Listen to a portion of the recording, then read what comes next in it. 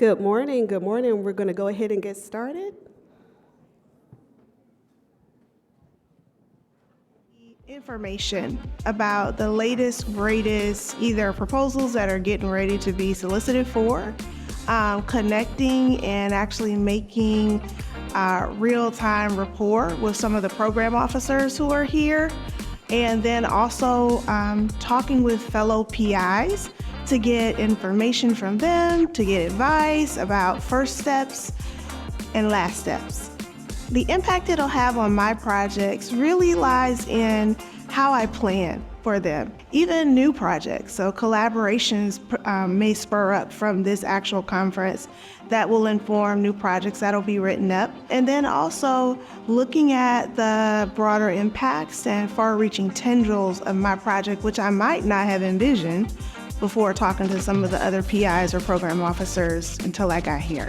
It's getting in touch with people. So people who I've known since grad school, maybe even undergrad in some cases, but then also the vibe of an HBCU is that we're family. And so it's a reunion of sorts with all of those individuals who support and who are now newly indoctrinated into the HBCU family.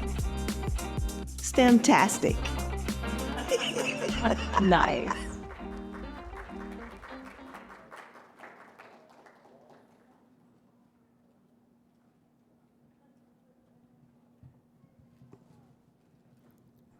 Good morning. Good morning. Welcome. Welcome to the 2024 HBCU-UP PI-PD meeting. We are glad that you took the time out to join us. We hope everybody's doing well. The theme of this year's meeting is 25 years and counting, the legacy of HBCU-UP. It is our intent that you find value in this meeting, that you make meaningful connections, and that you walk away with resources and tools to better assist you in leading your programs. I now have the honor of introducing Dr. Karen Marrongelle, Chief Operating Officer of the National Science Foundation, who will give remarks on behalf of the NSF.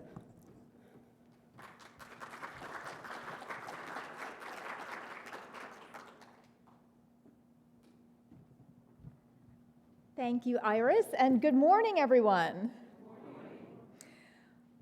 It's such a pleasure to be here to welcome you. And 25 years, what a feat, what an accomplishment. And it is a momentous occasion, and to have all of you here to celebrate 25 years of the Historically Black Colleges and Universities undergraduate program is truly momentous. I am just so thrilled to be here with all of you today. So first and foremost, I want to extend my heartfelt gratitude to each and every one of you here for your unwavering dedication to excellence that drives your work forward and to fueling the research and innovation that makes STEM what it is and really makes our country what it is. Your presence here today signifies a shared commitment to a future where diversity, equity, inclusion, and accessibility are not merely aspirations, but are foundational elements of our science, engineering, education, and of our communities. So thanks to all of you.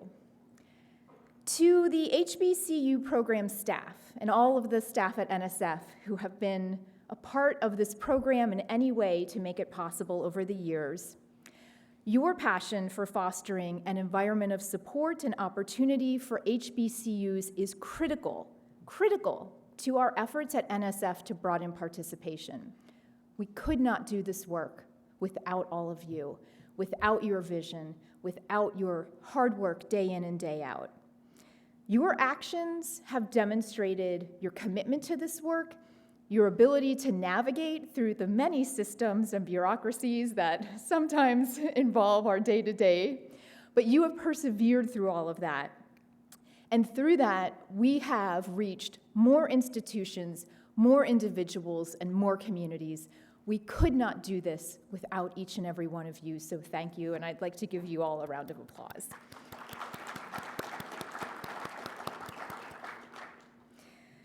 to the principal investigators and the co-PIs who are here. Your leadership, mentorship, and dedication, through all of that, you are not only advancing discoveries in science and engineering, but you are making it possible for the next generation. You're ensuring that the next generation in our STEM fields is diverse, skilled, and ready to tackle the problems that society puts in front of us. Your commitment to inclusivity and excellence truly serves as an inspiration to all of us at NSF. We have learned so much from you, and we are grateful to have had the opportunity to support your endeavors and collaborate with all of you who are so talented and devoted to making significant impacts at your institutions and the broader scientific and engineering community. So thank you, and a huge round of applause to all of you. And I would also like to thank our colleagues here at AAAS, Iris, and all of your colleagues for facilitating this meeting and for being such great partners to NSF over the years. What you have done to create a productive and welcoming environment serves as an inspiration for what the future will hold. This event here is where we will listen to each other, we will share our skills and experiences and knowledge, and AAAS, we could not do this without you. So a huge round of applause to you. Thank you for your partnership. At NSF, we believe that a more diverse and inclusive science and engineering community, full of new and differing perspectives from STEM-enabled citizens, will drive the science and engineering enterprise to new heights, spurring economic growth and prosperity for all of our communities. You all know, we all know, that HBCUs have been instrumental in nurturing a diverse STEM workforce. You have been instrumental in advancing research, in fostering innovation, and you serve not only as centers of academic excellence, but as vital contributors to the socioeconomic development of our entire nation. You already know this, that HBCUs have always been one of the most successful models for increasing the participation of those who have not had opportunity to succeed in STEM. We know that HBCUs represent 7 of the top 8 institutions that graduate the highest number of Black undergraduate students who will go on to earn science and engineering doctorates. This is incredible.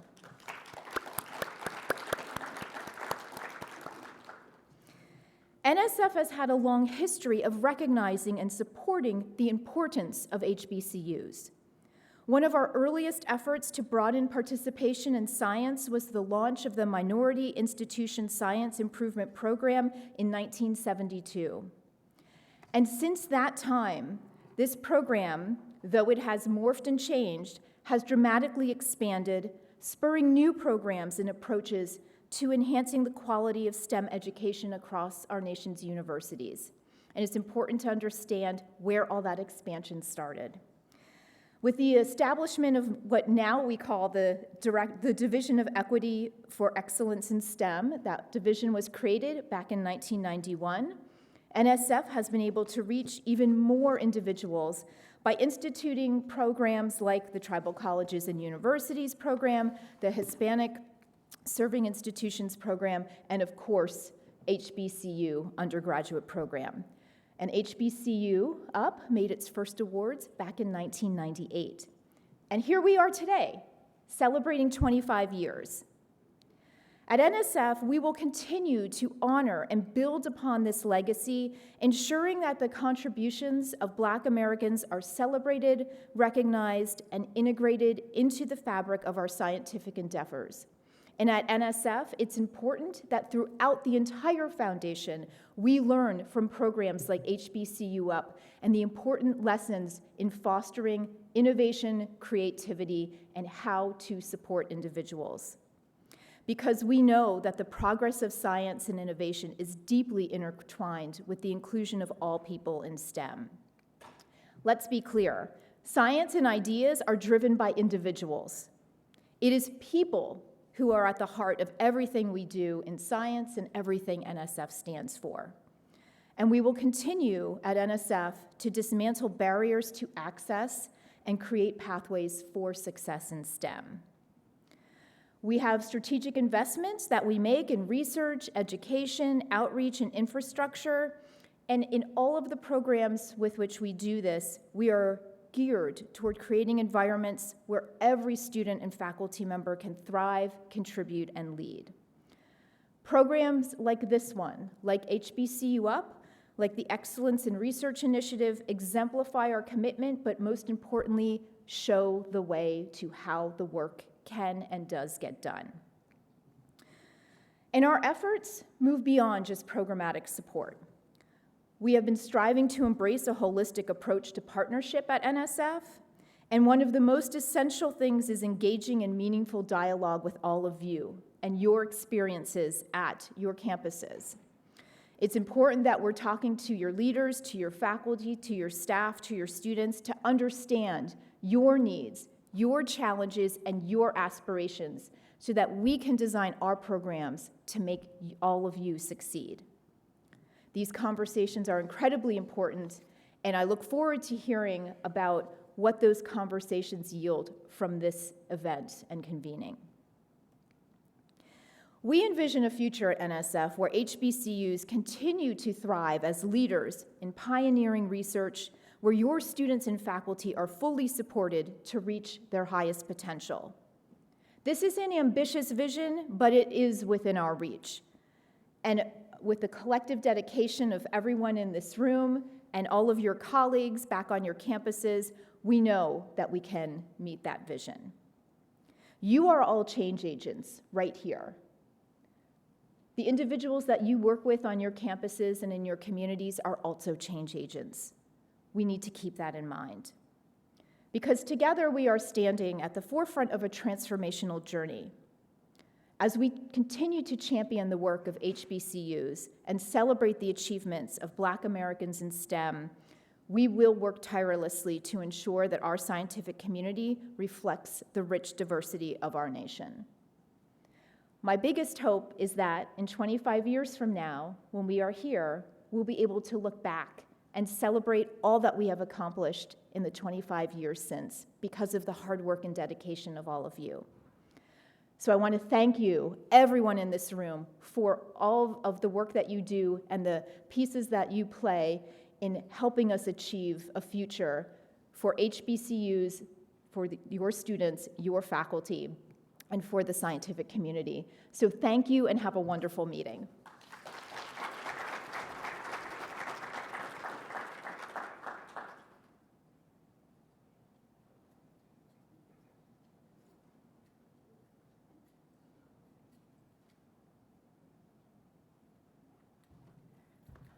Good morning.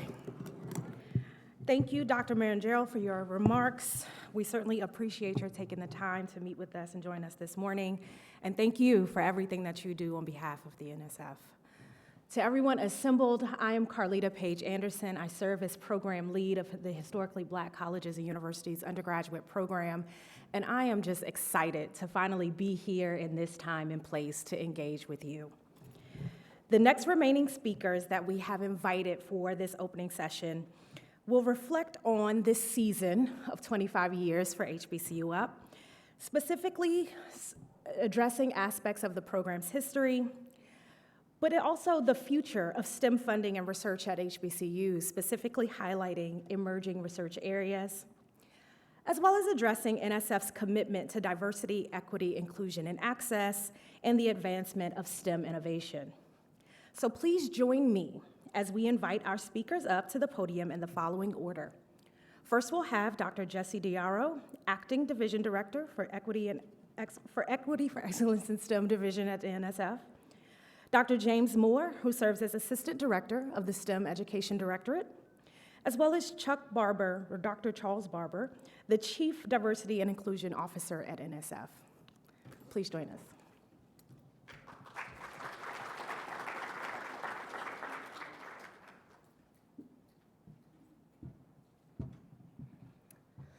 All right. Good morning, everybody.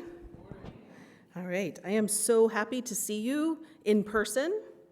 It's nice to finally be back in the world of non-Zoom meetings, right? So I'm happy to be here and welcome you to DC as the acting division director, but mostly because I was one of your program officers when I first started at NSF. This was 20 years ago, if I did my math right, when I started. So, I was 9, of course. But, we've grown up together. And here we are, 25 years into the program. This agenda looks amazing, so thank you, AAAS and the HBCU-UP team. You did a lot of great work getting this ready. One of the reasons that I was excited to be here today and be in this acting role, even though it's for a short time, is because I wanted to share with you the reasons that I enjoyed working with HBCU-UP so much 20 years ago. Some of you may have been grantees with me, and so I'm so pleased to potentially get a chance to say hello and give you a hug. HBCUs just have so much heart and soul, and that's why working with HBCUs to do this work is one of the pleasures that I've had in my professional career. And I'm so happy to continue to have Carleitta and the team as my colleagues, taking care of you in ways that are so amazing and responsive to your needs. I couldn't be happier, that this team is here working with you. So thank you for all that you do for your students, bringing your heart and your soul every day, day after day. I wanted to take a minute to say, take care of yourself and take care of each other, because we need you.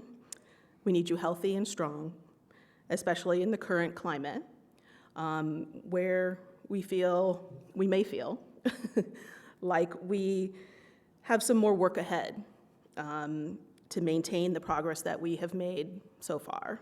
So our 2 steps forward may be in the phase of the 1 step back, but I say that together we can say no more. This is where we're stopping and we're going forward again, 2 more steps. So we can do it together with your dynamic, passionate commitment to STEM education for all of your students at HBCUs, and with the team at NSF, including some leadership that we have coming on to the Division for Equity for Excellence in STEM. I'm not allowed yet to say it officially, but I'm going to pause here so those at your table who know who it is can tell the other people at the table. Go ahead. Anybody else? All right. Does anybody want to say it loudly so I don't have to? All right. Okay. Well, our new division director, I can't announce because it's not been official yet as far as I know, is from the HBCU community. Yay.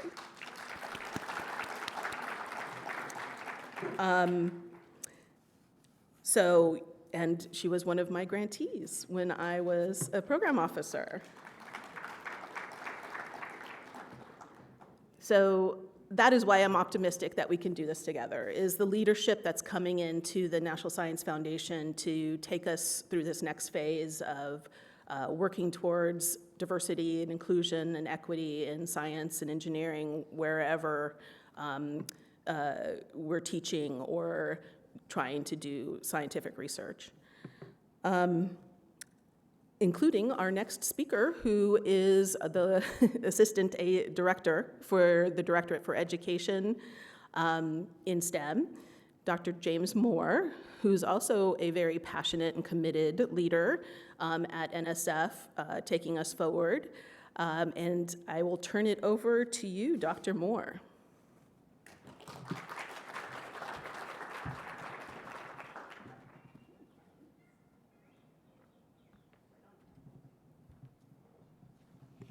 Good morning. I am so excited to be in your presence. Words can't express that enough. On behalf of the Directorate for STEM Education and its fabulous staff, I've come to you with much zeal, excitement, and goodwill today. HBCUs play a critical role in our plan to broadening participation, and this program has played a tremendous role in that. You know, there's a saying at my alma mater that said, all that I am, that I hope to be, is shaped by that experience. Certainly, I think I went to the best HBCU, Delaware State University, but I think my brother-in-law, my sister, my brother would say they went to the best one, and I think my wife would say she went to the best one, and I think my brother-in-law would say he went to the best one. And soon to be, I think my son would say he is going to the best one. So in essence, my life has been shaped by an experience that has produced amazing groundswell. See, CHIPS and Science Act has enabled us to make even greater investments in HBCUs. In many ways, it is a confirmation of all what you probably have said for years. You have achieved in spite of. And not only that, you have produced a workforce in amazing ways that institutions like where I work at, that we look at you with much envy in how you have cultivated the genius of so many scientists and engineers around the country. To reach a milestone of 25 years today is worthy of celebrating.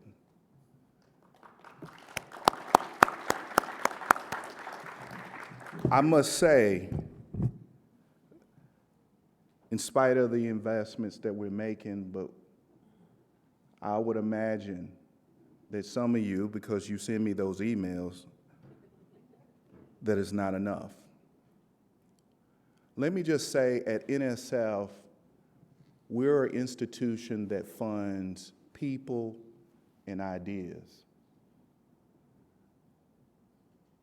Let me say that again. We are an organization that funds people and ideas. And it's important that we find the right people and the right ideas in order for us to be able to produce the kind of workforce that we want. Not only that, it's important that I underscore, and I want you to go back and tell your colleagues that are not here, it's 100% chance you won't get funding at NSF if you don't submit a proposal. Submit a proposal. Connect with our program officers. They're not the boogeyman. They want to assist you. In fact, they see it as a noble calling to be able to help make investments in places that we can germinate and reproduce the excellence that we see at so many of our HBCUs around the country. I just want to thank everyone for taking time out of their busy schedule to be in this moment with us. I hope that you will use this moment, seize this moment, capture this moment, and develop relationships with people that you may not know. Because increasingly in our investment portfolio, we're calling out for proposals where it includes collaborations of multiple institutions, multiple PIs from diverse disciplines. Because to solve the grand challenges of our time, it's going to take collaboration. Our budget is around $1.3 billion. It all depends. It fluctuates.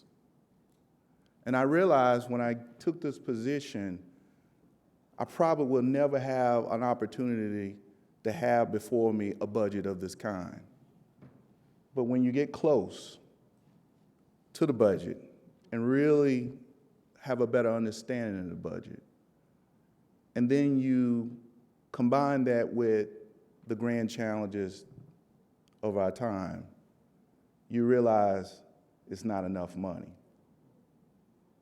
In many ways, our quest is how do we leverage our human and financial capital and move innovation at speed and scale. In other words, how do we be good stewards of the resources that we do have and to maximize our goal? We live vicariously through you. In order for us to realize our noble vision and mission as an organization, we live vicariously through you. In many ways, we have knighted you as ex officio NSF public servants. In order for us to have any kind of glory, the glory is the success of whatever you outline in your proposal. When you have those successes, we encourage you to share them with your program officers. Just like if anyone has children or mentees, we love to exalt them, we love to brag on them, and our program officers like to send me notes about all the wonderful things going on in their portfolio. And when you don't send that, it makes it seem like they're not doing anything. Hint, hint. We recognize some of the amazing work being done across the country and heard presentations ranging from data analytics, professional identity development, and even some of the work done by fluorescent biosensors. Again, I just want to thank all the PIs who shared their research and who are here today. And those of you who are joining us for the first time, for those of you joining us for the first time, would you raise your hand so we can make sure we embrace you? Raise your hand high.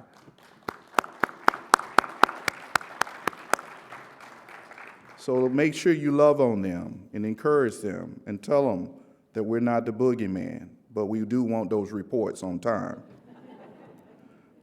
Since we're celebrating, allow me to take a few moments to highlight some of the great work coming out of HBCU-UP. In Georgia, researchers from Morehouse College and Georgia Tech University are collaborating to develop a pipeline of black males to enter CHIPS-related professions. For those who may not be familiar, NSF is playing a vital role in meeting the goals of CHIPS and Science Act, which intends to boost support for semiconductor education and the workforce ecosystem. Specifically, the Act aims to make the country a leader in semiconductor research and development, make commercialization of new technologies more cost and time efficient, bolster the U.S. national security, and provide support to the semiconductor workforce. Morehouse will collaborate with Georgia Tech to implement a dual degree engineering program. This will allow students to earn a bachelor's degree in both computer science from Morehouse and computer engineering from Georgia Tech. To fill a gap between academia and industry in the field of data science, a team at Florida A&M University and Florida State University College of Engineering will develop an academic-industry partnership model in data science in collaboration with American Airlines. And over at the University of District of Columbia, researchers are developing a sustainability financial technology certificate program for engineering and business undergraduates. The goal is to reproduce at other institutions similar programs. At the National Science Foundation, more particularly at the Directorate for STEM Education, it is up to us to set the trends on what the future STEM education and research looks like. We're working overtime to ensure the great ideas are being funded. One example is the visionary interdisciplinary teams, Advancing Learning, the Vital Prize. This initiative launched in the fall of 2022 with the intention of encouraging researchers to bring new and emerging innovations to learning at the K-12 level. It is these kind of programs that we're catalyzing all across the country that is helping individuals realize their dreams and aspirations. But equally important, it's important that not only we want our young people to broadening participation in STEM, but more importantly, and I want you to hear me, more importantly, we want our students to be a part of the new frontier. If the quest is only to get them at STEM, it would produce another disparity. And our sociologists have shared and have produced a body of knowledge around disparities. But it's important that HBCUs not only seen as places that cultivate talent, but they're places that are driving innovation in the STEM ecosystem. There are many programs and initiatives throughout the agency that we want to help build the infrastructures, the platforms that are utilized to help you move to the new frontier of STEM. I close on this. There are so many things that your institutions have contributed to our nation.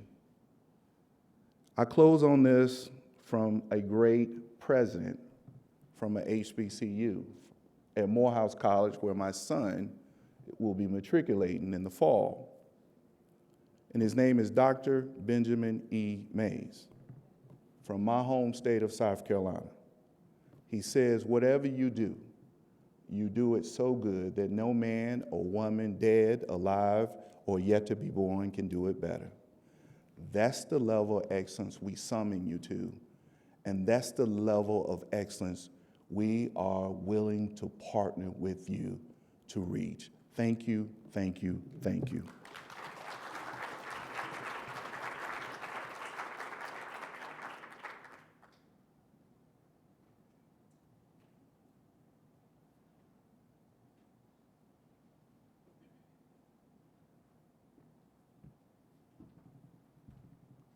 Good morning. I was just joking with Nacretia. I had to make sure that I didn't trip walking up here. I didn't trip Nacretia. Again, thank you for having me.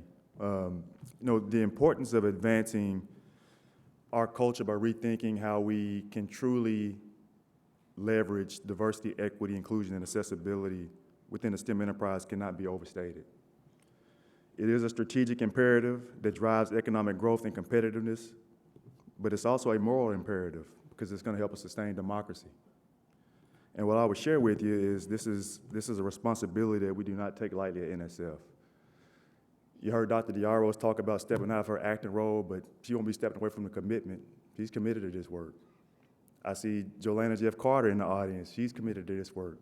And I get a lot of phone calls from her on a regular basis because she's holding Chuck Barber accountable for the work that he's doing. So you have a lot of folks behind you that are really committed to this work. And I'll just share with you from a personal experience, my commitment to this work. Recently I was actually offered a job by the Biden administration to take over as the government-wide Chief Diversity Officer. And I thought about it hard. Had a lot of conversations with Dr. Moore. I even went on and I accepted a tentative offer. But at the final hour, I pulled myself from consideration because I feel like God has me where I'm supposed to be. And I think the work that we're doing at NSF is, like James said, it's noble. And I think this is where I'm supposed to be.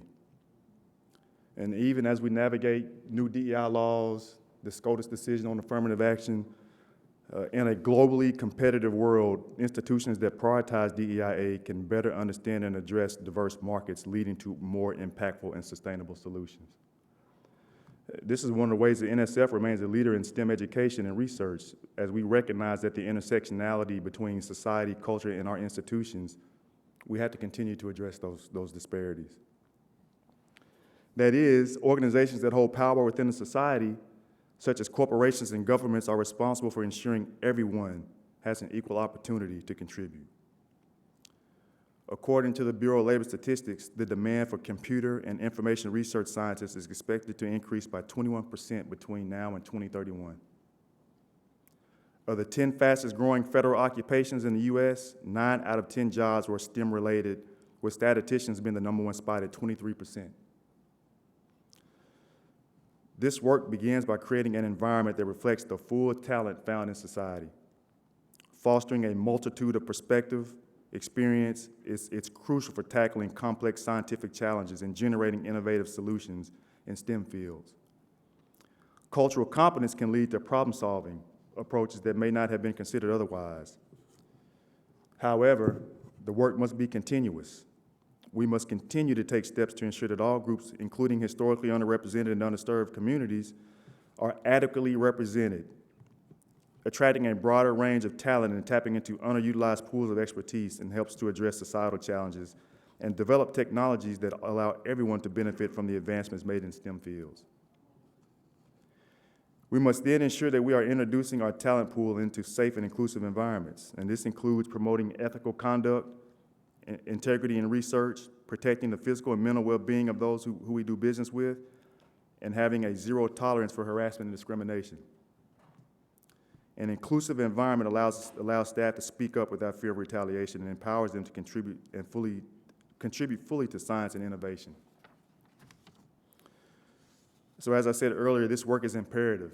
It's imperative to inspiring a new generation of STEM innovators and fostering a culture of curiosity, creativity, and collaboration, and we can only get there together.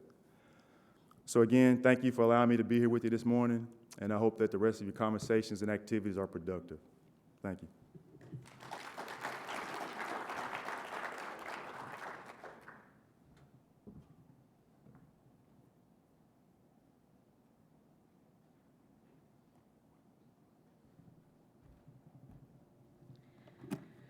We have always began this conference with reflections from our agency leadership. Much like HBCUs are mission-driven, so is NSF. And the context by which this meeting and our program is uniquely positioned to enhance the STEM education and research capacity of HBCUs is really informed by our agency's priorities and commitment. So thank you to Drs. Marrongelle, DeAro, Moore, and Barber for framing the context for this convening. It is my hope that each of you have been able to access the guidebook application as shared by AAAS. You can do that via your phone or internet web browser. In collaboration with AAAS, we have designed an agenda that we believe not only helps us to continue in this spirit of celebration with the theme of 25 years in county, the legacy of HBCU-UP, but that you also are inspired along the way to continue the work that you've already initiated and convene those new ideas for those future proposals that we might be able to consider. So thank you. This concludes formally the opening session, and we look forward to the next business meeting of this group. There is one video to come. We will go through this process of having videos to start and close every now and again, just to make sure we have the voices of everyone in the room. And so we'll have that video. Thank you. AAAS has had a long 40-year relationship with the National Science Foundation. Our goal from the AAAS standpoint is to really help these PIs and co-PIs, assist them in continuing their work to support our students in STEM, particularly those from diverse backgrounds, to really support these students for, global STEM careers. For these PIs and co-PIs to gain valuable information and resources to help them continue in this critically important work that they're doing, creating equitable pathways in STEM.